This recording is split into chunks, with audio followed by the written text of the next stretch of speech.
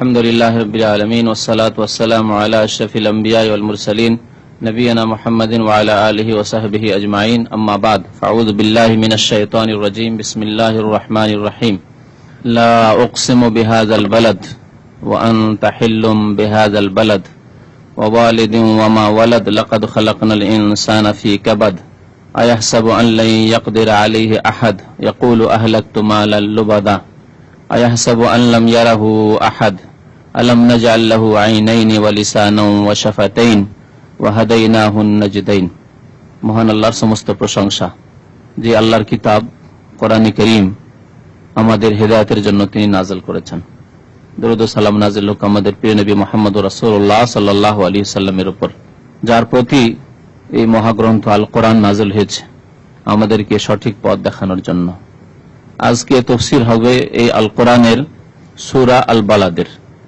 এই সূরা আম্মা পারার একটি সূরা, যা নবী করিম সাল্লাল্লাহু আলাইহি সাল্লামের মক্কি জীবনে নাযিল হয়েছে। এই সূরায় মহান আল্লাহ মক্কা নগরীর কসম করেছেন।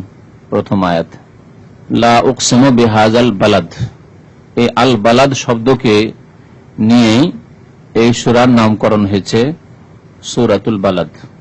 লা উকসিমু বিহাযাল বালাদ, সাধারণত আরবি ভাষায় লা মানে না হয়, কিন্তু অনেক সময় আরবি ভাষার অলংকারে লা উল্লেখ করা হয়, কিন্তু লা এর কোনো অর্থ হয় না, অর্থবিহীন লা, যাকে আরবি ভাষায় বা আরবি গ্রামারে বলা হয় লা জায়েদা, মানে অর্থের দিক দিয়ে বাড়তি, তার কোনো অর্থ নেই, কিন্তু উদ্দেশ্য আছে। উদ্দেশ্য হচ্ছে তাকিদ করা এবং অলংকার। তো এখানে লাটি ওই রকমের, লা মানে না নয়, যে লা মানে না যদি হতো তাহলে লা উকসিম মানে আমি কসম করছি না, এই অর্থ হতো। তাফসীরের কিতাব পড়ে দেখবেন বা বাংলা ভাষায় অনুবাদগুলি পড়ে দেখবেন, কোথাও এই কথা নেই যে আমি কসম করছি না, বরং কি আছে লা উকসিমু বিহাযাল বালাদ, আমি এই নগরীর শপথ করছি, কসম করছি, অথচ লা আছে, লা মানে না হয়। তো এই লাটিকে আরবি গ্রামারে বলে লা জায়েদা। জায়েদা মানে বুঝেন তো অতিরিক্ত, কিন্তু অতিরিক্ত অর্থের দিক দিয়ে যেহেতু তার অর্থ না কথাটি হয় না, এই জন্য অতিরিক্ত। বাকি উদ্দেশ্য আছে, উদ্দেশ্য হচ্ছে অলংকার, আর উদ্দেশ্য হচ্ছে তাকিদ, কথাকে একটু মজবুত করা, বলিষ্ঠ করা। যেমন কসম, আল্লাহ রাব্বুল আলামিন কসম করেছেন, আল্লাহর কথা সবগুলি সত্য, কিন্তু আল্লাহ কেন কসম করেছেন? কথাকে আরো বলিষ্ঠ করে উল্লেখ করার জন্য। তো লা উকসিমু বিহাযাল বালাদ, আমি এই নগরীর কসম করছি। বালাদ মানে শহর, বালাদ মানে শহর হয় আসলে। আর বালাদের বহুবচন বিলাদ যখন ব্যবহার হয় তখন দেশের অর্থে ব্যবহার হয়। আমি দেশে যাব মানে আনা আযহাব ইলাল বিলাদ ব্যবহার হয়। তো বালাদ মানে শহর, আর বিলাদ বললে অনেক সময় দেশের অর্থে ব্যবহার হয়। মহান আল্লাহ এই শহরের কসম করেছেন। কোন শহরের? যে শহরে নবী করিম সাল্লাল্লাহু আলাইহি সাল্লাম চক্ষু খুলেছেন, জন্মগ্রহণ করেছেন, বড় হয়েছেন, ওই শহরের। ওয়া আনতা হিল্লুম বিহাযাল বালাদ, এবং আপনি, ওয়া আনতা হে নবী আপনি, হিল্লুন বিহাযাল বালাদ, এই হিল্লুনের দুইটি তাফসীর করা হয়েছে। দুইটি তাফসীর দুই রকমের হবে। হিল্লুনের একটি অর্থ হয় কোন জায়গায় অবস্থান করা বা অবতরণ করা। হাল্লা ইয়াহুল্লু মানে কোন জায়গায় অবস্থান করা। তো এই অর্থ যদি না হয় আরবির, তাহলে এই আয়াতের তাফসীর হবে যে আপনি এই শহরে অবস্থান করবেন বা অবস্থান করে থাকেন, এই অবস্থায় আমি এই শহরে শপথ করছি। মানে প্রথম আয়াতের সাথে সম্পর্ক করে এইভাবে তাফসীর করা হয়েছে যে আমি ওই শহর, এই শহরের কসম করছি বা এই নগরীর কসম করছি, শপথ করছি ওই মুহূর্তে যখন আপনি সেই শহরে অবস্থানরত থাকবেন। তাহলে হিল্লুন মানে অবস্থান করা, আর হিল্লুন হালাল থেকে হয়।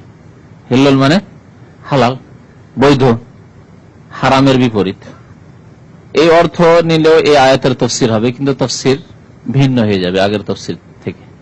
যেমন হাদিসে আছে রেশম সম্পর্কে আর সোনা সম্পর্কে, নবী করিম সাল্লাল্লাহু আলাইহি সাল্লাম দুই হাতে দুইটি জিনিস নিলেন, এক হাতে রেশম, এক হাতে সোনা, আর বলে ইন্না হাযাইনি হারামুন আলা যুকুরি উম্মতি হিল্লুন লিউনাসিহিম, এই দুইটি জিনিস আমার উম্মতের পুরুষদের জন্য হারাম, রেশম এবং সোনা।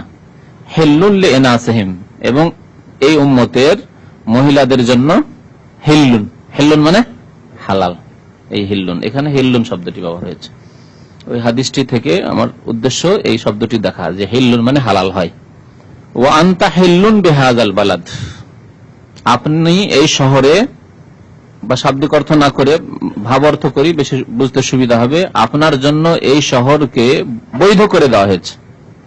আরো ভাব অর্থ কেউ কেউ করেছে, আপনার এই শহরে আপনার উপর কোনো প্রতিবন্ধকতা নেই, কোনো বাধা নেই। কোন ক্ষেত্রে তাহলে কথাটি বলা হয়েছে? এটি বলা হয়েছে লড়াইয়ের ক্ষেত্রে, জিহাদের ক্ষেত্রে। আপনারা জানেন যে মক্কাতে লড়াই করা, রক্তপাত করা চিরকালের জন্য হারাম। বুখারী শরীফ হাদিস রয়েছে, নবী করিম সাল্লাল্লাহু আলাইহি সাল্লাম বিদায় হজে যে বক্তব্য করেছিলেন এবং মক্কা বিজয়ের সময়ও এই কথাগুলি উল্লেখ করেছিলেন যে ইন্না হাযিহি মক্কা তাহাররামাহা আল্লাহ, এই মক্কাকে আল্লাহ হারাম করেছেন, এখানে লড়াই হারাম, কিয়ামত পর্যন্ত হারাম। ওয়া ইন্নাহা লাম তাহিল্লা লি ইল্লা সাআতাম মিন নাহার, আমার জন্য হালাল করা হয়েছিল দিনের কিছুক্ষণ, সাআত, সেই যুগে তো আর 60 মিনিটের 1 ঘন্টার ধারণা ছিল না, তো এই জন্য সা মানে দিনের কিছু মুহূর্ত বা দিনের কিছু অংশ আমার জন্য হালাল করা হয়েছিল। ওয়ালাম তাহিল্লা লি আহাদিন ক্বাবলি ওয়ালা বাদি, না আমার পূর্বে কারো জন্য এই মক্কা নগরীতে লড়াই করা, যুদ্ধ করা, জিহাদ করা হালাল ছিল, না আমার পরেও কারো জন্য হালাল থাকবে। মক্কাকে হারাম এজন্য বলা হয়, মসজিদে হারাম সেখানে রয়েছে এবং তার হারামের একটা এরিয়া রয়েছে যেটাকে বলে হুদুদে হারাম বলা হয়, হারামের এলাকা। তো মক্কাকে আল্লাহ রাব্বুল আলামিন যখন থেকে পৃথিবী সৃষ্টি করেছেন, আকাশ জমিন, তখন থেকে হারাম করেছেন সেখানে লড়াই, যুদ্ধ করা। তবে ক্ষণিকের জন্য একটি দিন মাত্র, মক্কা বিজয়ের দিন 8ম হিজরিতে নবী করিম সাল্লাল্লাহু আলাইহি সাল্লাম এবং সাহাবায়ে কেরামরা যারা মক্কা বিজয়ের জন্য, তার পূর্বে সেখানে শিরক হতো, শুধু কাবা শরীফের চারিদিকে 360টি মূর্তি রাখা ছিল, আর এই মুশরিকরা এই পুতুল পূজা করত, মূর্তি পূজা করত। নবী করিম সাল্লাল্লাহু আলাইহি ওয়াসাল্লামের জন্য জিহাদ এবং লড়াই করা, রক্তপাত করা হালাল করা হয়েছিল, যদিও সামান্য মাত্র রক্তপাত হয়েছে, তারপরে মক্কা আলহামদুলিল্লাহ মক্কা বিজয় হয়েছে। তো এই কথা এখানে বলা হয়েছে, ওয়া আনতা হিল্লুন বিহাযাল বালাদ, এই শহর আপনার জন্য কি করে দেওয়া হয়েছে? হালাল করে দেওয়া হয়েছে, কারোর জন্য হালাল করা হয়নি, কিন্তু এই শহরকে আপনার জন্য বৃহৎ স্বার্থের জন্য আল্লাহ রাব্বুল আলামিন, সেটি কি ছিল? শিরক থেকে পাক পবিত্র করা। শিরক দিয়ে যে অপরিষ্কার করে দিয়েছে, শিরকের ময়লা দিয়ে ভর্তি করে দিয়েছিল পবিত্র মক্কাকে, নাপাক করে দিয়েছিল এই মুশরিক পর্তুগিজরা, এই শহরকে পাক পবিত্র করার জন্য আল্লাহ রাব্বুল আলামিন নবীর জন্য হালাল করেছেন। ওয়া আনতা হিল্লুন বিহাযাল বালাদ, এই শহর আপনার জন্য হালাল করা হয়েছে। আর এর তাফসীর হাদিসে রয়েছে, কিছুক্ষণের জন্য, মাত্র একদিন, কিছুক্ষণের জন্য। ওয়া ওয়ালাদিন ওয়া মা ওয়ালাদ, আল্লাহ কসম করছেন আরো 2টি জিনিসের এই আয়াতে। ওয়া ওয়ালাদিন, পিতার কসম, ওয়া মা ওয়ালাদ, এবং পিতা যাকে জন্ম দেন, বা পিতা না বলে যদি ওয়ালেদ মানে জনক, যিনি জন্ম দেন, আর জন্ম দেনই পিতা, তো জনকের কসম এবং ওমা ওয়ালাদ, এবং যাকে জন্ম দিয়ে থাকে সেই জনক, তার কসম। এর অর্থ কি? এর তাফসীর, একটি তাফসীর করা হয়েছে যে আদম আলাইহিস সালামের কসম।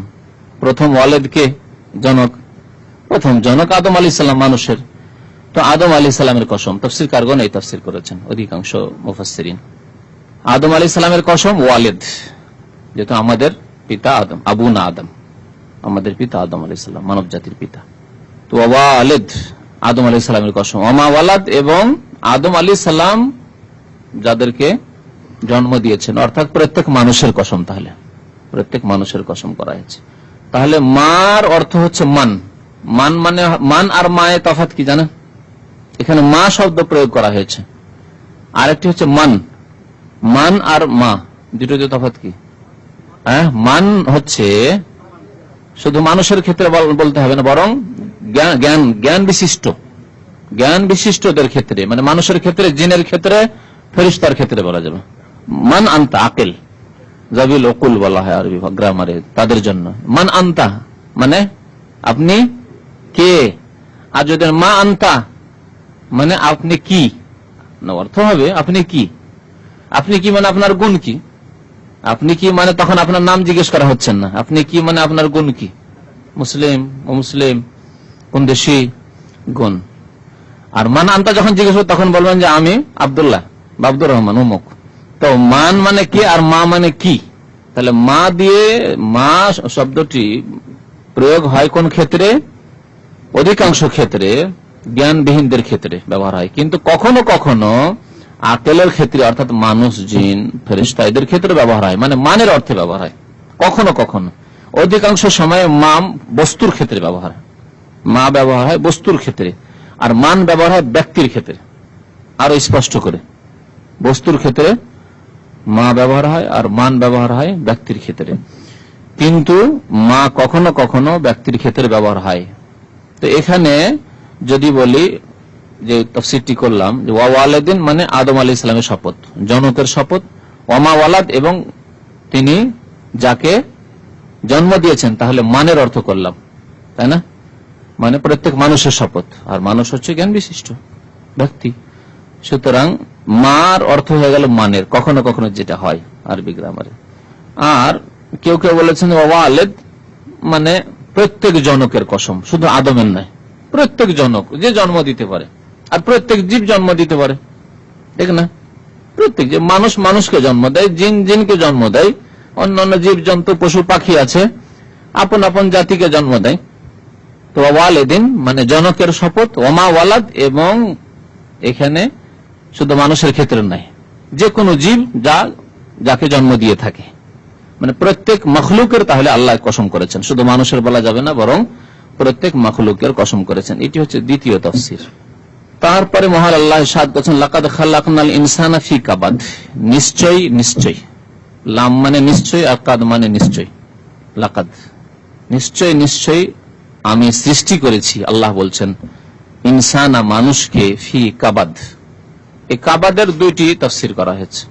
কাবাদ শব্দটি, কাবাদের আরবি একটি অর্থ হয় কষ্ট, ক্লেশ। তো মানুষকে কষ্ট ক্লেশের অবস্থায় সৃষ্টি করেছেন, মানে এই অবস্থা দিয়ে অতিক্রম করতেই হবে মানুষকে। প্রত্যেক মানুষ পৃথিবীতে আসবে, আর পৃথিবী হচ্ছে কষ্টের জগৎ, এখানে কষ্ট করতে হবে। কষ্ট না করলে সুখ পাওয়া যাবে না, দুনিয়ার ক্ষেত্রে হোক আর দিনের ক্ষেত্রে হোক, ইহকালের ক্ষেত্রে হোক পরকালের ক্ষেত্রে হোক। ভালো করে বুঝেন কথাটি। যদি একজন মানুষ আরাম পছন্দ মানুষ হয়, খুব আরাম পছন্দ করে, সবসময় ঘুমায়, তাহলে খেতে পাবে?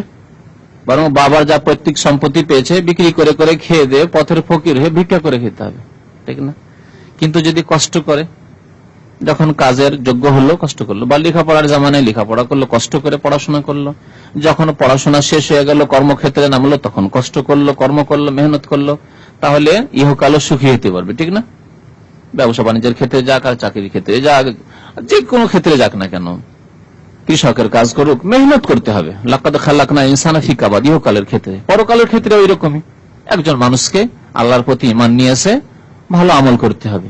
ভালো আমল মানে যা করণীয় করতে হবে, আল্লাহ যা করতে বলেছেন, রাসূল করতে বলেছেন, এবং যা করতে নিষেধ করেছেন সেগুলি থেকে দূরে থাকতে হবে। কষ্ট করতে হবে। নামাজ পড়ায় কি কষ্ট নেই? কষ্ট নেই কি? রাত 12টা ঘুমে রাত 3টায় উঠতে হবে, নিশ্চয়ই কষ্ট।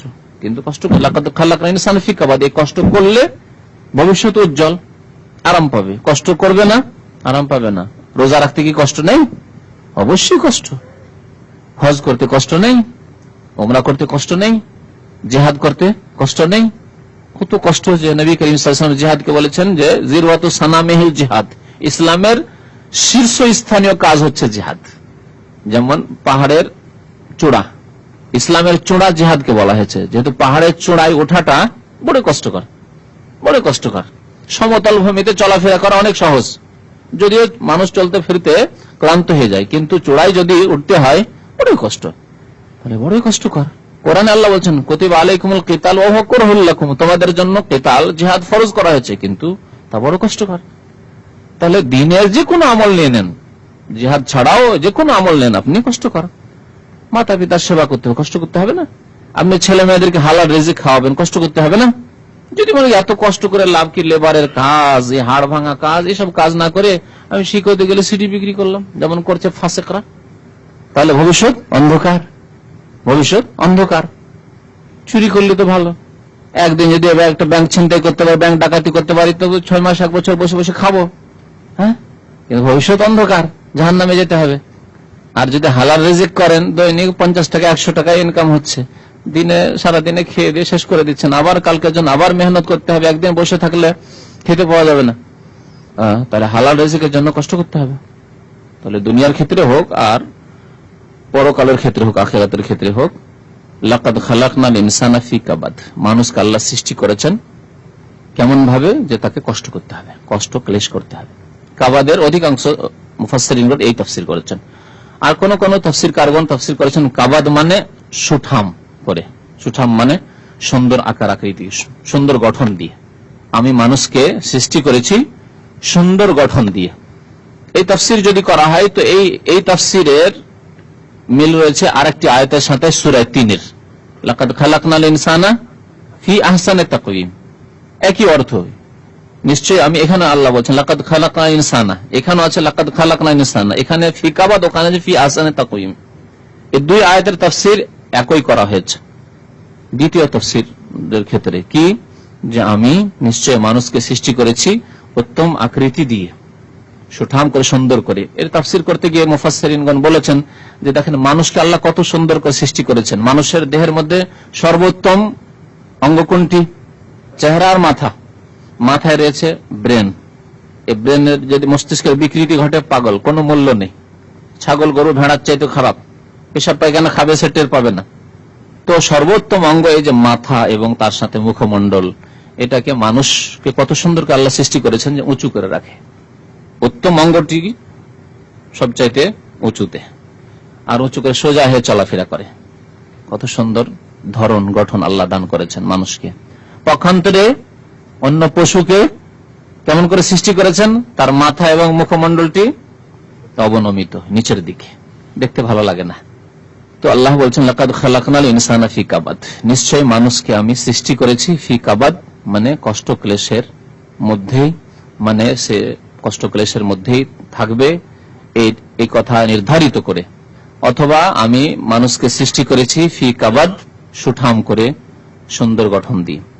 আয়াহসাবু আল্লাহ ইয়াকদিরা আলাইহি আহাদ, তারপরে কি মানুষ এই ধারণা করে? ইয়াহসাবু মানে ধারণা করা, হাসাবা ইয়াহসিবু যদি হয় এর মানে হিসাব করা। হিসাব করা মানে অঙ্ক করা, হিসাব অঙ্ককে বলে না, ইয়াহসিবু। আর এখানে ইয়াহসাবু আছে, একটা হরকতের তফাতে দেখেন অর্থের তফাত আরবি ভাষায়। এই জন্য আরবি ভাষাকে সবচাইতে রিচ ভাষা বলা হয়েছে, ব্যাপকতা আছে এই ভাষায়। একটি কথা ইয়াহসিবু আর ইয়াহসাবু। ইয়াহসিবু মানে হিসাব করা, অঙ্ক করা। এই জন্য মুহাসিব বলে অ্যাকাউন্টেন্টকে, বলে না, এই হিসাব থেকে মুহাসিব, এখনো মুহাসিব অ্যাকাউন্টেন্টকে বলা হয়। আর ইয়াহসাবু মানে ধারণা করা, কল্পনা করা, চিন্তা করা। তো আয়াহসাবু সূরা ওয়াইলুল লিকুল্লিতে রয়েছে, আছে না, ওয়াইলুল লিকুল্লি হুমাযাতিল লুমাযা আল্লাযী জামাআ মালাহু ওয়া আদ্দাদা। ইয়াহ কি আছে এখানে? ইয়াহসাবু, তার কি ধারণা, সে কি ধারণা করে, এরকম চিন্তা করে, আন্না মালাহু আখলাদা, যে তার ধন সম্পদ তাকে চিরকাল টিকিয়ে রাখবে। এখানে ইয়াহসাবু, ইয়াহসাবু এখানেও আয়াহসাবু, মানুষকে ধারণা করে আল্লাহ ইয়াকদির আলাইহি আহাদ, যে তার ওপর কেউ ক্ষমতাশীল নয়, আল্লাহ ক্ষমতাবান নন, তাকে ধরবে, তার হিসাব নেবে, তাকে জবাবদাহি করতে হবে।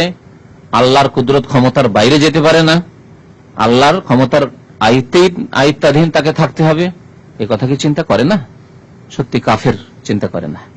কাফের এই চিন্তা করে যে আমাকে ধরতে পারবেন, ধরার কেউ নেই।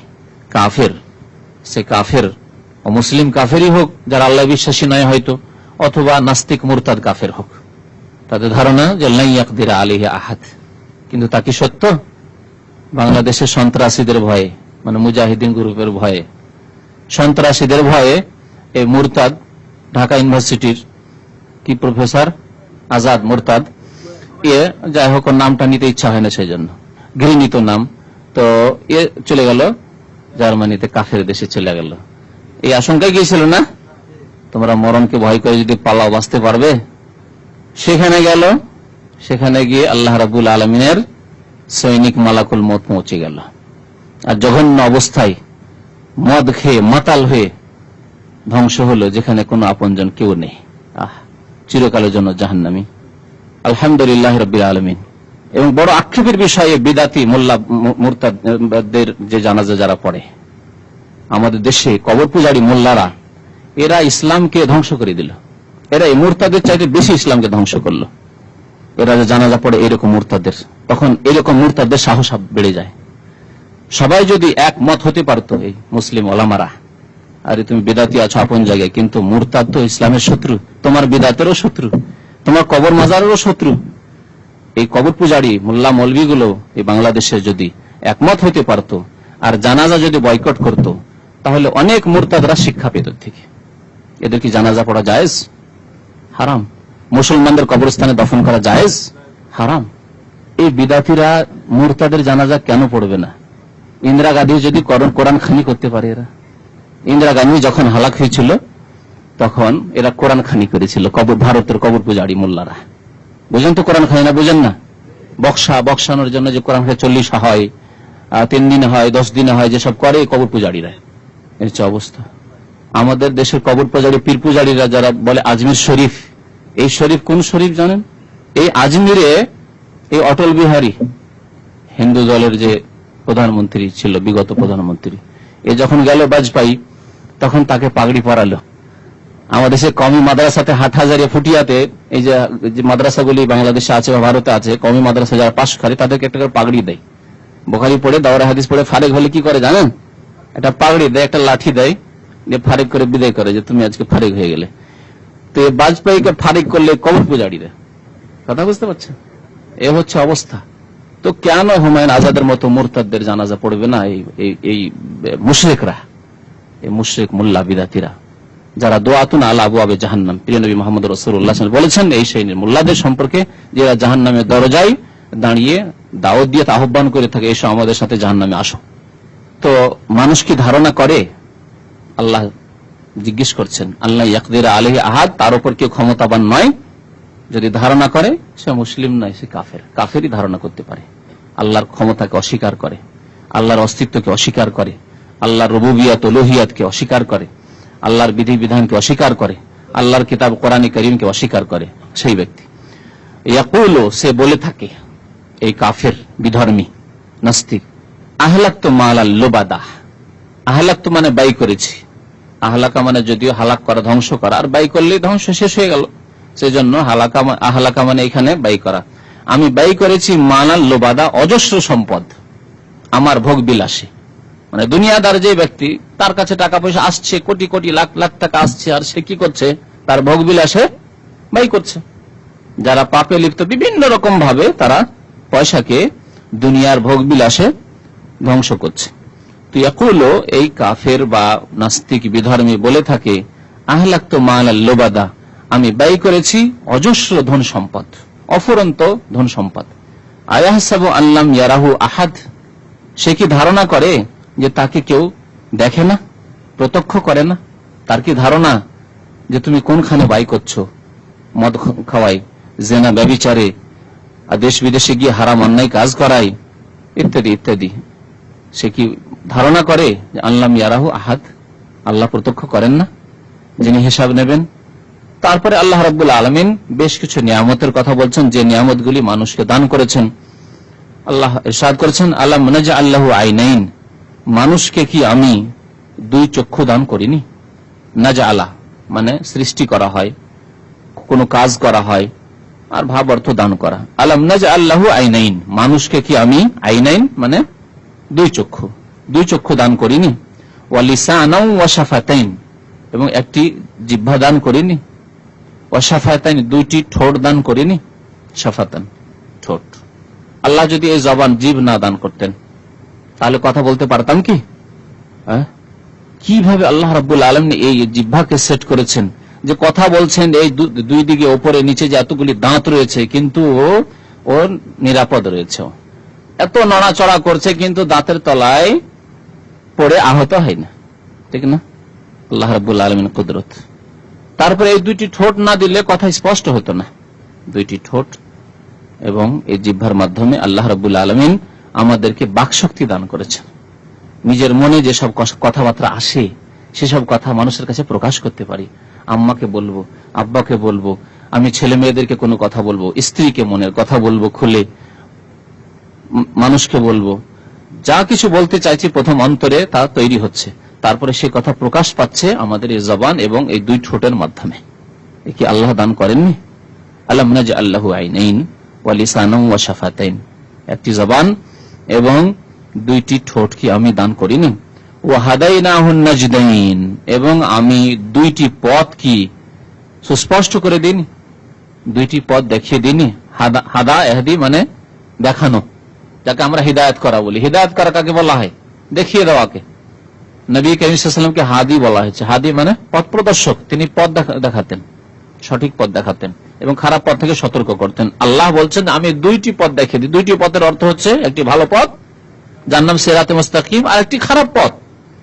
খারাপ পথ দেখিয়ে দিয়ে সতর্ক করা হয়েছে, আর ভালো পথ দেখিয়ে দিয়ে আদেশ করা হয়েছে এই পথে চলো। এ হচ্ছে নাজদাইন। নাজদাইন মানে তারিকাইন, দুইটি রাস্তা।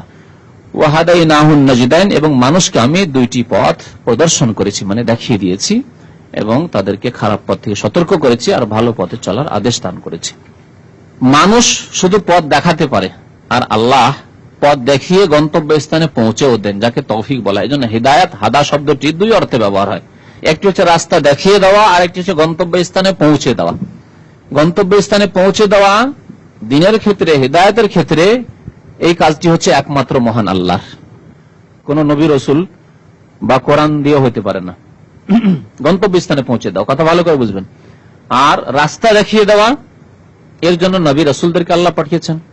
এর জন্য আলেম ওলামা যারা সত্য কথা বলে, ভালো কথা বলে, আল্লাহ এবং রসুলের কথা বলে, তারা পথ দেখান, ভালো পথ দেখান, পথ দেখান। গন্তব্যস্থানে পৌঁছে দেওয়ার ক্ষমতা নেই। কোরআন পথ দেখায়, কোরআন পড়লে কোরআন পথ দেখাবে, কিন্তু এই পথের গন্তব্যস্থান যে আপনাকে কোনখানে পৌঁছিতে হবে সেখানে পৌঁছবেন না, কোরআন বাধ্য করে আপনাকে পৌঁছাবে না, বা কোরআন আপনার হাতটা ধরে নিয়ে গিয়ে ওখানে ছেড়ে দেবে না। করবে কি? নবী করিম সাল্লাল্লাহু আলাইহি ওয়াসাল্লামকে এই ক্ষমতা দেওয়া হয়নি যে আপনাকে নিয়ে গিয়ে গন্তব্যস্থানে পৌঁছে দেবে, অর্থাৎ কালেমা লা ইলাহা ইল্লাল্লাহ পড়িয়েই দেবে, কিন্তু কালেমা লা ইলাহা ইল্লাল্লাহর পথ দেখিয়ে দেবেন, খারাপ পথ শিরকের পথ থেকে সতর্ক করবেন, এটি ছিল তার কাজ। তাহলে তিনি পথ প্রদর্শক, রাস্তা দেখিয়েছেন। গন্তব্যস্থানে পৌঁছানো কাজ কোন নবী, রসুল, আলেম ওলামা, আল্লাহ ছাড়া অন্য কারো ক্ষমতাধীন নয়, যাকে তৌফিক বলা হয়। আমরা আমাদের ভাষা খুব বেশি ব্যবহার করি না। আল্লাহ আমাকে তৌফিক দান করো, মানে কি ওই কাজটির জন্য করার শক্তি দান করো, হিদায়তের তৌফিক দান করো, মানে গন্তব্যস্থান আল্লাহ পৌঁছে দেয় হিদায়তে, যাতে করে সত্যিকার হিদায়ত পায়। নবী করিম সাল্লাল্লাহু আলাইহি ওয়াসাল্লামের চাচা আবু তালেবকে হিদায়তের জন্য আপ্রাণ চেষ্টা করেছেন। বড় আক্ষেপ ছিল যে চাচাকে আমি হিদায়ত করতে পারলাম না, গন্তব্যস্থানে পৌঁছাতে পারলাম না, কিন্তু পথ তো দেখিয়েছেন, আজীবন পথ দেখাতে চেয়েছেন এবং চেষ্টা করেছেন যে এই পথে চলো চাচা, এই পথে চলো, কিন্তু সে অমান্য করেছে, গন্তব্যস্থানে পৌঁছাতে পারেননি। আবু বকর গন্তব্যস্থানে পৌঁছে গেছেন, ইমানে কালিমা লা ইলাহা ইল্লাল্লাহ পৌঁছে গেছেন, তার বাস্তবায়ন করেছেন। ওয়া হাদাইনাহুন নাজদাইন, তো আল্লাহ রাব্বুল আলামিন দুইটি পথ দেখিয়ে দিয়েছেন, যাতে করে মানুষের কাছে আর কোনো অভিযোগের সুযোগ না থাকে যে আল্লাহ আমরা তো জানতাম না, তোমার যে ইবাদত করতে হবে, এগুলি যে শিরক, এটা যে জায়েজ নয়, এটা যে হারাম, এটা করতে হবে না, এটা করতে হবে, 5 ওয়াক্ত নামাজ পড়তে হবে, তা জানতাম না, বলার সুযোগ আছে কি? এই অবকাশ আল্লাহ রেখে দেননি। আল্লাহ রাব্বুল আলামিন কোরআন নাযিল করেছেন এই জন্য, আল্লাহ রাব্বুল আলামিন নবীকে পাঠিয়েছেন এই জন্য, কিয়ামত পর্যন্ত এই কোরআন এবং হাদিস নবী করিম সাল্লাল্লাহু আলাইহি ওয়াসাল্লামের থাকবে, যাতে করে মানুষের কাছে অভিযোগের কোনো সুযোগ না থাকে, যে কাল কিয়ামতে জবাবদিহির সময় বলবে যে আল্লাহ আমার কাছে দ্বীনের কথা পৌঁছেনি, পৌঁছে গেছে সবার কাছে। তারপরে আল্লাহ রাব্বুল আলামিন ইরশাদ করেছেন ফালাক তাহামাল আকাবাহ, মানুষ কাফেরের কথা বলা হচ্ছে বা অধিকাংশ মানুষের কথা বলা হয়েছে। ফালাক তাহামাল আকাবা, সে ঘাটিতে প্রবেশ করেনি। আকাবা বলা হয় দুর্গম ঘাটিকে। ঘাটি বুঝেন তো? ঘাটি মানে কি? ঘাটি পাহাড়ের ঘাটি, আসলে আরবি ভাষায় ঘাটি আকাবা ওকে বলা, আসল ঘাটি ওটা। আর এই যে ঘাটি আজকালকার মানে মিলিটারিদের ঘাটি আর অমুক দলের ঘাটি, ওটা ঘাটি অন্য ঘাটি, হ্যাঁ স্থান। কিন্তু আকাবা মানে হয় দুই পাহাড়ের মাঝখানে সুরঙ্গের মতো যেসব রাস্তা থাকে, অজানা রাস্তা, একে আকাবা, দুর্গম ঘাটি আকাবা। হ্যাঁ, জামারাতুল আকাবা কি জন্য বলা হয়? গিয়েছেন ওই জায়গাটায়? গিয়েছেন? দুই দিকে পাহাড়, সংকীর্ণ জায়গা। আজকাল না হয় একটু রাস্তাঘাট রোড হয়ে গেছে, যখন রাস্তা রোড ছিল না আর দুই দিকে এইরকম উঁচু উঁচু পাহাড়, তো জায়গাটি কত দুর্গম ঘাটি, উপত্যকা ওয়াদি, আরো প্রশস্ত থাকে।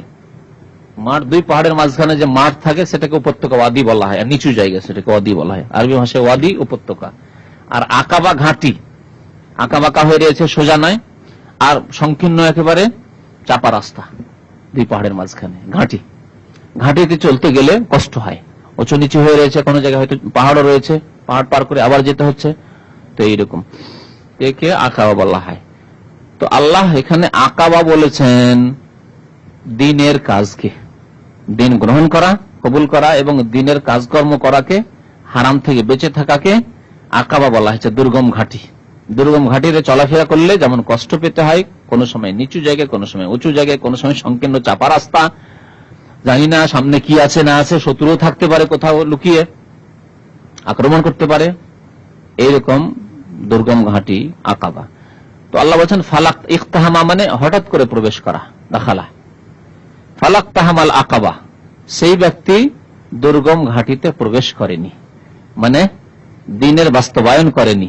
আল্লাহ ব্যাখ্যা করছেন যে আকাবা কি, ওয়ামা আদরাকা মাল আকাবা। আল্লাহ বলছেন হে নবী তুমি জানো কি আকাবা কি, দুর্গম ঘাটিটি কি? আল্লাহ জিজ্ঞেস করছেন। জিজ্ঞেস করার পরে আল্লাহ জবাব দিচ্ছেন, যেহেতু আল্লাহ যদি আমাদেরকে না জানান আমরা কি করে জানবো? তো মহান আল্লাহ ইরশাদ করছেন ফাক্কু রাকাবাতিন আও ইতআমুন ফি ইয়াউমিন যি মাসগাবাতিন ইয়াতীমান যা মাকরাবাতিন আও মিসকিনান যা মাতরাবা। এগুলি হচ্ছে দুর্গম ঘাটি। এই কাজগুলি করা হচ্ছে দুর্গম ঘাটিতে, দিন ইসলামের দুর্গম ঘাটিতে প্রবেশ করা, সৎকর্ম। প্রথম কি ফাক্কু রাকাবাহ, দাস মুক্ত করা, দাস দাসী মুক্ত করা। যখন গোলামির যুগ ছিল, যখন মানুষ কেনা বেচা হতো, মানুষ কেনা বেচা মানে কেমন করে হইতো? এটা স্বাধীন মানুষকে জবরদস্তি করে ধরে নিল আর বিক্রি করে দিল, এরকম জায়েজ কি এটা? না, জায়েজ না। ইসলামে দাসের যে প্রথাটিকে সাব্যস্ত রাখা হয়েছিল সেটি এইভাবে যে কোন স্বাধীন মানুষকে জবরদস্তি করে, একজন শক্তিশালী মানুষ সে একটা দুর্বল মানুষকে, গরিব দরিদ্রকে কিনে নিল, বা গরিব মানুষ খেতে পারছে না, যাও তোমার ছেলেটি বিক্রি করে দাও, কিনে নিল। যেমন আজকাল ছেলে মেয়ে বিক্রি চলছে এক শ্রেণীর লোকের মাঝে, না যায়। স্বাধীন মানুষকে বিক্রি করা যায় না, স্বাধীন মানুষকে খরিদ করাও যায় না। তো জাহিলিয়াতের যুগে এরকম ছিল, জোর জবরদস্তি করে একজনকে একা পেলো হয়তো রাস্তায়, আর এক দল আছে তাকে জবরদস্তি করে ধরে নিল, আর ধরে নিয়ে গিয়ে অন্য মার্কেটে বিক্রি করে দিল। ইউসুফ আলী সালামকে ওরকমই কূপ থেকে উঠালো, উঠিয়ে নিয়ে গিয়ে মিশরের মার্কেটে বিক্রি করে দিল, স্বাধীন ছেলে। তাহলে এই যুগ যুগ ধরে এরকম চলে আসছিল, যেটি নাজায়েজ ইসলামে। এটা স্বাধীন মানুষকে বিদেশি মানুষ কেউ চেনে না, ধরলো আর ধরে বিক্রি করে দিল, জায়েজ নয়, হারাম।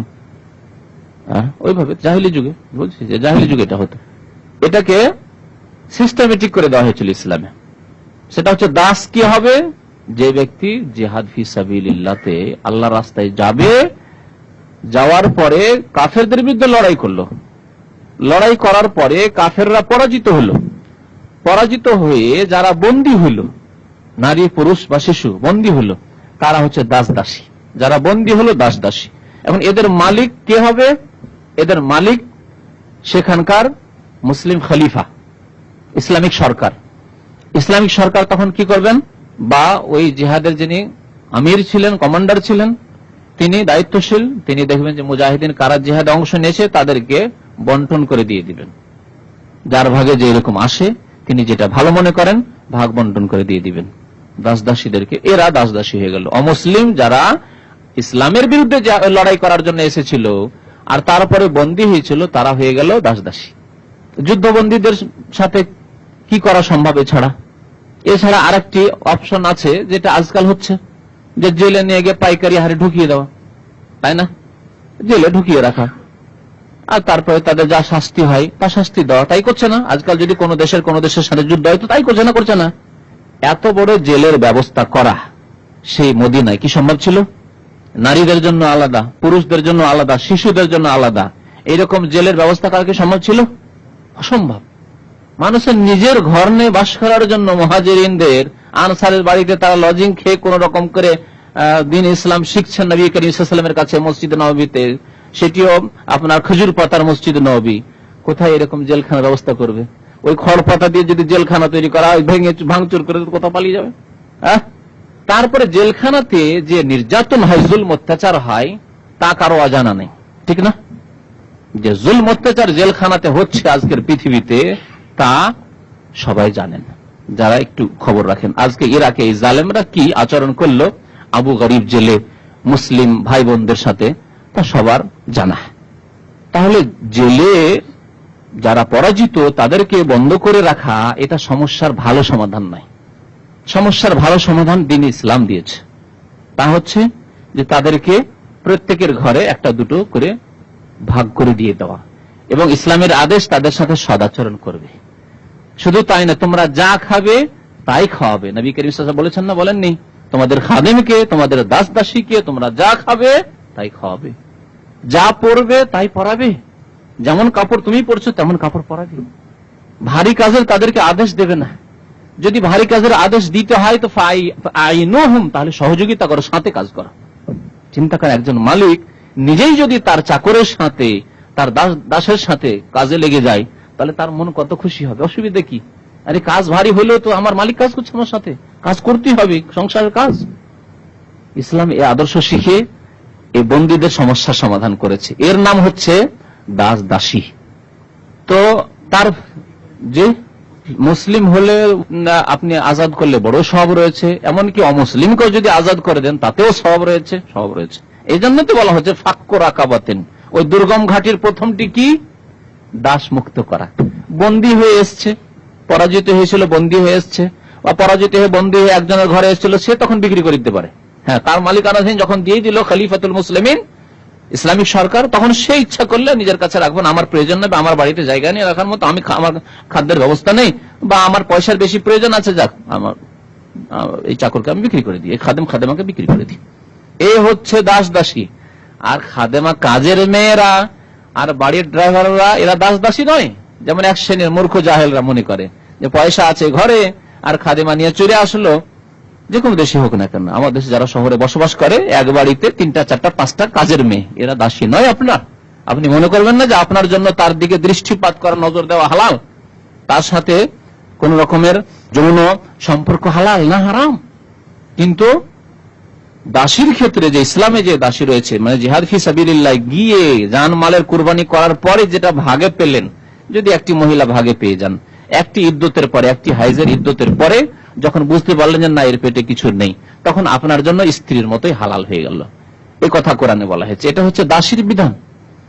আর এক শ্রেণী মূর্খ জাহেলরা মনে করে যে পয়সা আছে আমার আর কাজের মেয়ে আমার বাড়িতে আছে, সুতরাং এটি তো আমারই দাসী। না, জেনা জেনা জেনা।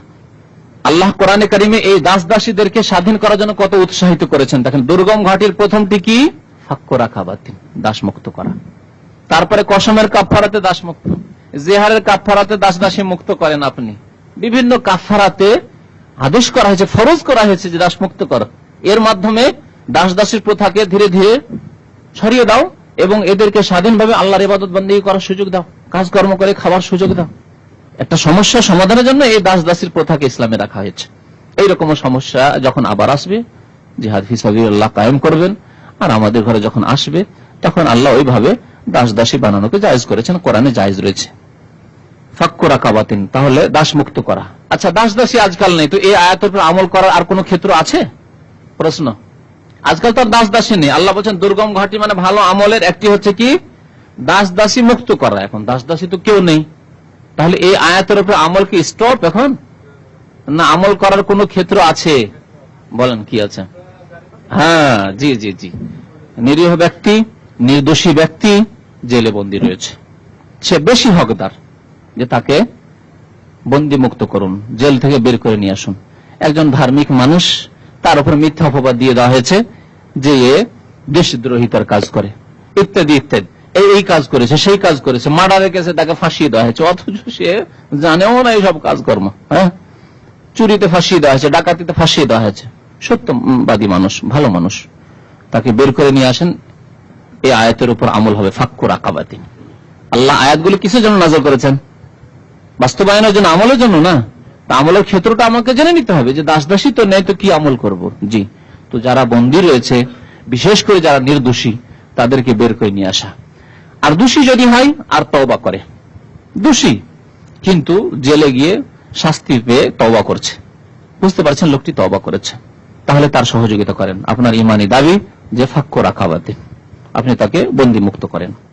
আর হচ্ছে খাদ্য দান করা, ইতআম, বিশেষ করে কোন সময় ফি ইয়াউমিন, এমন দিনে যে দিনটি হচ্ছে দুর্ভিক্ষর দিন, এমন সময় এমন কালে যেটি হচ্ছে দুর্ভিক্ষর কাল, যখন ফসল জন্মায় না। এই বছরটিতে বন্যাতে ফসল সব ধ্বংস হয়ে গেছে, বা খরার কারণে, বৃষ্টি না হওয়ার কারণে দেশে খাদ্যদ্রব্য পাওয়া যাচ্ছে না, গরিব মানুষরা খেতে পাচ্ছে না, না খেয়ে অনাহারে মরে যাচ্ছে।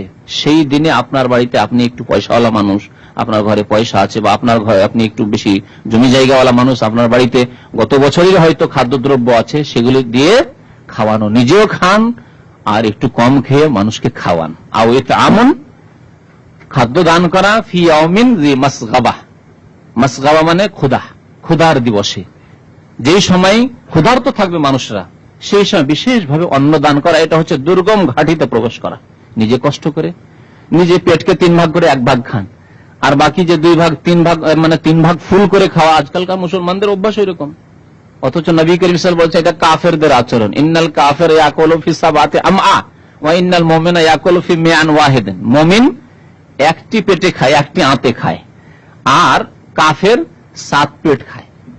ও তো বিসমিল্লাহ বলে না, আর ওর সাথে শয়তানও খায়, আবার খেয়েই যায় যতক্ষণ পর্যন্ত গলায় হলকে না পৌঁছেছে তার খাদ্য খেতে থাকে। ওই রকম মুসলমান খায় না, নিষেধ। নবী করিম সাল্লাল্লাহু আলাইহি ওয়াসাল্লাম মুসলমানদেরকে ইসলামী খাবার আদব শিখিয়েছেন যে 3 ভাগ করো পেটকে, 16 লিল আকিল, 3 ভাগের 1 ভাগ খাও, 16 লিল শারাব, 3 ভাগের 1 ভাগ পানি দিয়ে ভর্তি করো, 16 লিল নাফাস, আর 3 ভাগের 1 ভাগ শ্বাস প্রশ্বাস নেওয়ার জন্য রাখো। এমন করে খেয়ে আর শ্বাস প্রশ্বাসই নিতে পারছেন না, চলতেও পারছেন না, বসতেও পারছেন না, শুইলেও আরাম পাওয়া যায় না, না ওইরকম খাবেন না, যতই ভালো খাবার হোক না কেন। যেন আমাদের কিছু ভাইরা আছেন বলেন, এটা মূল্যবান কথা, যে মানুষ না খেয়ে কম মরে, খেয়েই মরে বেশি।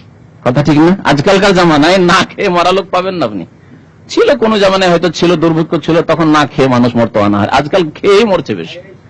না না, খাওয়ার কারণে বিভিন্ন রোগ তৈরি হচ্ছে, যার ফলে মারা যাচ্ছে, এটি হচ্ছে উদ্দেশ্য। তো বেশি খেয়ে আজকাল লোকেরা মারা যাচ্ছে। তো এটি হচ্ছে দ্বিতীয় দুর্গম ঘাটি পার করা। হ্যাঁ হ্যাঁ, অবশ্যই, সে মুসলিম হোক আর অমুসলিম হোক, সব। অমুসলিমকে খাওয়ালো সব, জি, সবাইকে খাওয়াবেন।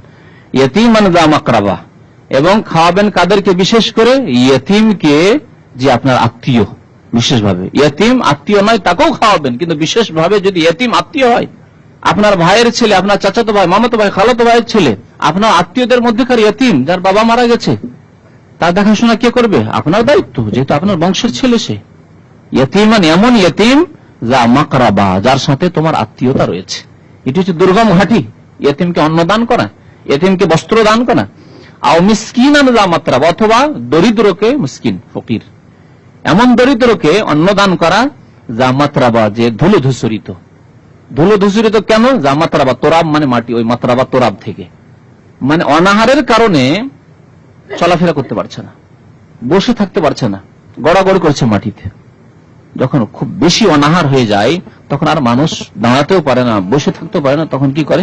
গড়াগড়ি, পড়েই গড়াগড়ি করে। তো মাটিতে গড়াগড়ি করছে, ধুলো ধূসরিত হয়েছে গড়াগড়ি করে, না খেয়ে, অনাহারের কারণে। ওই রকম লোকদেরকে খাওয়াও তুমি দুর্ভিক্ষের সময়, যখন প্রয়োজন রয়েছে। আর দুর্ভিক্ষ না থাকলে যাদের অভাব রয়েছে, আপনি মাশাআল্লাহ 3 বার 4 বার 5 বার খাবার দেওয়া, আর একজন 2 বার খেতে পারছে না কেন? মুসলিমরা আসলে এইসব জিনিস ভুলে গেছে। মুসলিমরা কয়েকটি কথা, কয়েকটি সুন্নত মনে রেখেছে, আর বাকি এসব কথা ভুলে গেছে, যেসব দিন ইসলামের অত্যন্ত গুরুত্বপূর্ণ জিনিস। আর এর মাধ্যমে মুসলিমদের আপসে সম্প্রীতি, ভালোবাসা বাড়বে। ওই গরিবরা কত ভালোবাসবে আপনাকে, যে অনাহারে মরে যাচ্ছিল, তাকে খাওয়াচ্ছেন আপনি। আপনি মাছ ভাত না খেয়ে সবজি ভাত খেয়ে তো তাকে দিতে পারেন ওই ভাগটা, যে মাছ ভাত খাওয়া যে খরচটা হচ্ছে, ওই টাকাটা তাকে দিয়ে দিলেন, সবজি ভাত খেয়ে তো বাঁচবেন আপনি।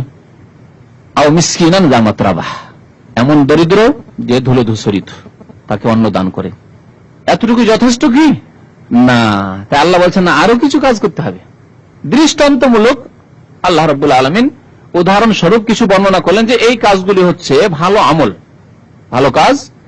এগুলো হচ্ছে দুর্গম ঘাটিতে প্রবেশ করা ইসলামে, মানে এগুলো হচ্ছে ভালো কাজ, এর মাধ্যমে জান্নাতে যেতে পারবে। এছাড়াও এর চাইতে গুরুত্বপূর্ণ কাজ, বা বরং মৌলিক কাজ হচ্ছে ঈমান। ঈমান যদি না থাকে, আর দাস মুক্ত করো। ঈমান যদি না থাকে, আর দুর্ভিক্ষের সময় মানুষকে অন্ন দান করো। ঈমান নেই, ইয়তীমকে লালন পালন করছো। ঈমান নেই, মুসলমান নয়, আর মিসকিনকে দান করছো। আজকাল বন্যায় গিয়ে অনেকে ত্রাণ পৌঁছাচ্ছে, খ্রিস্টানরা ত্রাণ পৌঁছাচ্ছে, আপনার ইহুদিয়াও ত্রাণ পৌঁছাতে পারে, বড় বড় যেগুলো মুসলিম দেশ তারা ত্রাণ পৌঁছাচ্ছে, কিন্তু ইমান বিল্লাহ, আল্লাহর প্রতি ইমান নেই, রাসূলের প্রতি ইমান নেই। কোন কাজে আসবে? দুনিয়ার কাজে আসবে, পরকালের কাজে আসবে না। দুনিয়াতে আল্লাহ সচ্ছলতা দেবেন তাদেরকে, একেবারে নষ্ট করেন না আল্লাহ রাব্বুল আলামিন। অমুসলিমও যদি ভালো কাজ করে, এইরকমই যারা নাস্তিক মুরতাদ বেনামাজি, নামাজ পড়ে না, আর নিজের পার্টির লেভেলে গিয়ে বন্যার ত্রাণ পৌঁছাচ্ছে, তো এই করছে তো সেই করছে, ঠিক আছে, যতটুকু ভালো কাজ করলো আল্লাহ তার ভালো কাজকে নষ্ট করবেন না। দুনিয়াতে হয়তো মান মর্যাদা দেবেন, গদি নেতৃত্ব দিয়ে দেবেন, ফেল করেছিল, পাশ করতে পারছিল না, আর খুব বন্যায় ত্রাণ পৌঁছালো, আল্লাহ হয়তো পাশ করে তাকে এমপি বানিয়ে দিতে পারেন, কিন্তু পরকালে কিচ্ছু পাবে না যদি ইমান ঠিক না থাকে আর নামাজ ঠিক না থাকে, মনে রাখবেন। তাই আল্লাহ বলছেন সুম্মা কানা মিনাল্লাযীনা আমানু, অতঃপর হতে হবে, অতঃপর মনে রাখতে হবে যে হতে হবে, কি হতে হবে? মিনাল্লাযীনা আমানু, ঈমানদারদের অন্তর্ভুক্ত, মুসলিম মুমিনদের অন্তর্ভুক্ত হইতে হবে। দাসমুক্ত করো, ইয়াতীম বিধবাকে খেতে দাও, গরিব দরিদ্রকে খেতে দাও, ভালো কাজ করো, তার সাথে সাথে কি হইতে হবে? মিনাল্লাযীনা আমানু। আর ইমানের পিলার হচ্ছে 6টি, এই 6টি জিনিসকে বিশ্বাস করতে হবে, তাহলে মুমিন হওয়া যাবে। তাহলে মুমিন হওয়ার পরে কি করতে হবে? ওয়াতাওয়াসাউ বিস-সাবরি, তারপরে ধৈর্যের জন্য একে অপরকে উপদেশ দান করবে, নিজে ধৈর্য ধারণ করবে, অন্যকেও ধৈর্যের উপদেশ দান করবে। আর ধৈর্য সম্পর্কে এর আগে বিভিন্ন আলোচনায় বলেছি যে ধৈর্য 3 প্রকার, আর এই 3 প্রকারের ধৈর্য যদি আমরা জানি তাহলে পুরো দিনকে শামিল। ধৈর্য আমরা আমাদের ভাষায় শুধু বুঝি যে বিপদ আপদ আসলে হা হুতাশ না করা, একটু ধৈর্য ধারণ করা, অন্তরকে মজবুত রাখা, এর নামই ধৈর্য। এটা ধৈর্যের 1 ভাগ, 3 ভাগের 1 ভাগ। 3 প্রকারের ধৈর্য হয়। এটা হচ্ছে as-সাবরু আলাল মাসাইব, আরবিতে মুসিবতে, বিপদ আপদে সবর করা, ধৈর্য ধরা, যার কথা আল্লাহ রাব্বুল আলামিন কোরআনে বলেছেন আল্লাযীনা ইযা আসাবাতহুম মুসিবাতুন ক্বালু ইন্না লিল্লাহি ওয়া ইন্না ইলাইহি রাজিউন। মুমিন ওরা যাদের উপর মুসিবত আপতিত হলে তারা কি বলে? ইন্না লিল্লাহ, আমরা আল্লাহর জন্য, আল্লাহ আমাদেরকে সৃষ্টি করেছেন, আল্লাহর যখন মর্জি সৃষ্টি করেছেন, যখন মর্জি আমাদেরকে নিয়ে নেবেন। আল্লাহ আমাকে ছেলে দিয়েছেন, স্ত্রী দিয়েছেন, যখন ইচ্ছা আল্লাহ দিয়েছেন, আর যখন ইচ্ছা আল্লাহ নিয়ে নেবেন। ওয়া ইন্না ইলাইহি রাজিউন, এবং আল্লাহর কাছেই ফিরে যেতে হবে। এই বলে আমরা নিজেকে আল্লাহর হাওয়ালা করে দিই, আল্লাহর সুপুর্দ করে দিই। তো এই হচ্ছে ধৈর্য, 1 প্রকারের ধৈর্য। আর 1 প্রকারের ধৈর্য হচ্ছে as-সাবরু আলা তাআত, সৎ কাজের উপর অটল থাকা, সর্বদা ভালো কাজ করা, আল্লাহ যা আদেশ করেছেন, রাসূল যা আদেশ করেছেন, সৎ কাজের উপর অটল থাকা।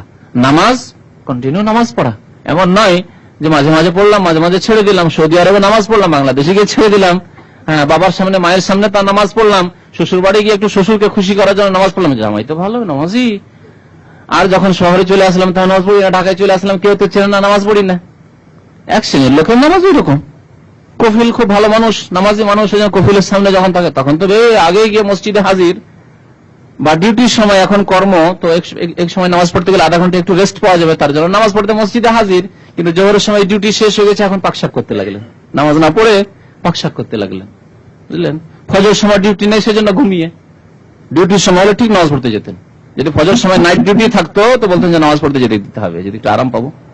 তো এই নামাজ কাজে আসবে না, না না, ওই রকম নামাজ পড়লে হবে না। তো as-সাবরু আলা তাআ বলছিলাম, নেকির কাজের ওপর, ভালো কাজের ওপর অটল থাকা।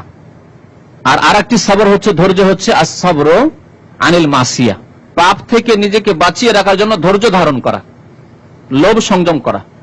টাকা পয়সা দেখলেন যে এখান থেকে একটি লোক উঠে গেল, মানি ব্যাগ পড়ে গেল, অনেকটি টাকা, দেখতে পেলেন যে অমুক লোক, দেখছেন শুধু 500 টাকিয়া, 10,000 রিয়াল।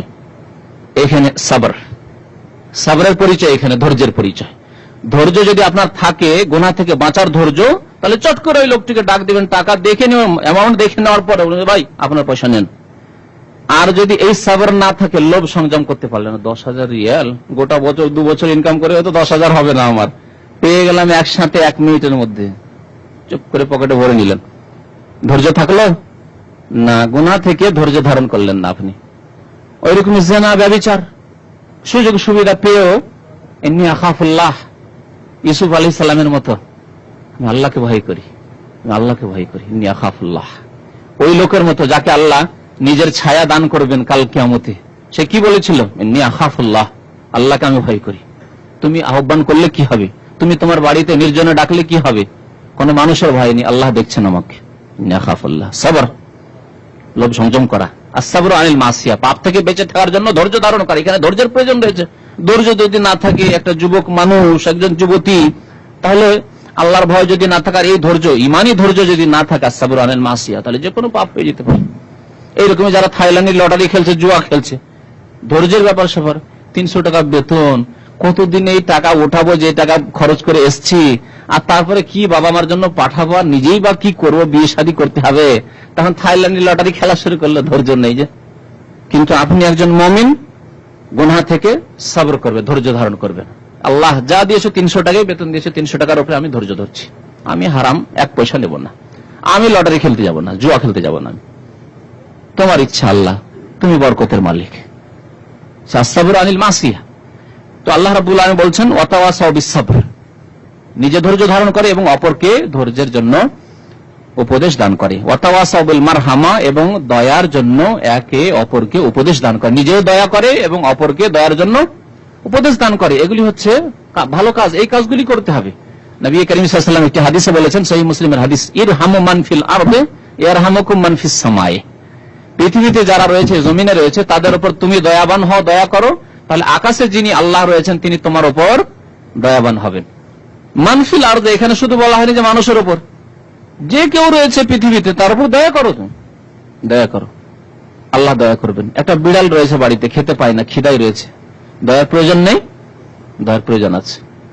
আপনার ছেলে নয়, আপনার বাড়ির চাকর, দয়া করতে হবে না? ইরহামু মান ফিল আরদ, জমিনে যারা রয়েছে তাদের উপর দয়া করো, আল্লাহ যিনি আকাশে রয়েছেন তিনি তোমার উপর দয়া করবেন। ওয়াতাওয়াসাউ বিল মারহামা, নিজেও রহম করে, দয়া করে, এবং অন্যকেও দয়ার জন্য উপদেশ দান করে, যে দয়া করে। এই কথা কেন আল্লাহ বলে? শুধু কথা বললেন যে তুমি দয়া করে, কথা বললেন না, দয়ার উপদেশ দেওয়ার কথা বললেন। কারণ, আর দয়ার উপদেশের কথা বললে নিজের দয়াটা চলে আসবে ওর মধ্যে শামিল। কারণ যে ব্যক্তি অন্যকে দয়ার কথা বলে যে তুমি দয়া করো, সে নিজে অবশ্যই দয়া করবে। নিজের দয়া না করে কি করে অন্যকে দয়ার কথা বলতে পারে? নিজে নামাজ পড়বে না আর বলবে অন্যকে নামাজের কথা, এটা মোটেই হতে পারে না। নিজে ভালো ভালো কথা বলবে আর ভালো আমল করবে না, এটা হওয়া বাঞ্ছনীয় নয়। সেই জন্য আল্লাহ বলছেন, এখানে আল্লাহ বলছেন যে তুমি দয়া করো এবং তুমি ধৈর্য ধারণ করো, এই কথা বলা হয়নি, বরং বলা হয়েছে তারা কি করে, ধৈর্যের জন্য অন্যকে উপদেশ দিয়ে থাকে, দয়ার জন্য অন্যকে উপদেশ দিয়ে থাকে। যখন অন্যকে উপদেশ দিয়ে থাকে, নিজে অবশ্যই কাজগুলি করবে। উলাইকা আসহাবুল মাইমানা, এরাই হলো ভাগ্যবান। মাইমানার তাফসীর ভাগ্যবান, ইয়ামিন থেকে, ইয়ামিন মানে ডান হয়, আর ইয়ামিন মানে মানে ভালো হয়, বরকত হয়। তো ভাগ্যবান এই তাফসীর করা হয়েছে, একই কথা, একই। আর আরেকটি তাফসীর করা হয়েছে, এরা হচ্ছে ডানপন্থী। ডানপন্থী কারা? যাদের ডান হাতে কাল কিয়ামতে আমলনামা সামনের দিক থেকে দেওয়া হবে। তারা কারা? যাদের জন্য আল্লাহ জান্নাত নির্ধারিত করেছেন, যে এরা সৎ আমলের, ঈমান এবং সৎ আমল এবং আল্লাহর রহমতে তারা জান্নাতে যাবে। তারা ডান হাতে আমলনামা পাবে সামনের দিক থেকে। আসহাবুল ইয়ামিন, এদেরকে বলা হয়েছে সূরা ওয়াকিয়াতে, আসহাবুল ইয়ামিন, আসহাবুল ইয়ামিন। আসহাবুল মাইমানা মানে ডানপন্থী বলেন অথবা বলেন ভাগ্যবান। ভাগ্যবান যারা, তারাই ডানপন্থী, যারা ডানপন্থী তারাই ভাগ্যবান। না না, ওগুলো হচ্ছে যারা কমিউনিস্ট আর তাদের বিরোধী দল, ওরা ডানপন্থী। এগুলো হচ্ছে মানুষের ডানপন্থী, বামপন্থী, সব বাতিল। ওদের ডানগুলো বাম আর বামগুলো বাম, বুঝতে পারছেন? ওদের ডানগুলো বাম আর বামগুলো বাম। যেমন আল্লাহর ক্ষেত্রে বলা হয়েছে আল্লাহর বাম হাত ও ডান হাত, আর এদের এই বাতিল পন্থীদের ডানটাও বাম আর বামটাও ডান, বামটাও বাম, দুটোই বাম আর কি। উলাইকা আসহাবুল মাইমানা, এরাই হচ্ছে ভাগ্যবান, অথবা কি বলবেন, এরাই হচ্ছে ডানপন্থী। ওয়াল্লাযীনা কাফারু, আর যারা কাফের, ঈমান নেই, ওয়াল্লাযীনা কাফারু বিআয়াতিনা, আমার আয়াতকে, আমার বিধানকে, কোরআনকে, হাদিসকে, হুম আসহাবুল মাশআমা, এরা হলো হতভাগা, এরা বামপন্থী বা হতভাগা। মাশআমা, শামুন মানে যারা হতভাগা হওয়া, খারাপ, যেটা কুলক্ষণ বলা হয়। তো এরা হচ্ছে কুলক্ষী বা হতভাগা। উলাইকা আসহাবুল মাশআমা, এদের বাম হাতে পেছন দিক থেকে আমলনামা দেওয়া হবে এবং এরা দুনিয়া এবং আখিরাতে হতভাগা। আলাইহিম নারুন মুসাদা, আর কুফরি অবস্থা যদি মারা যায় তো তাদের পরিণতি কি?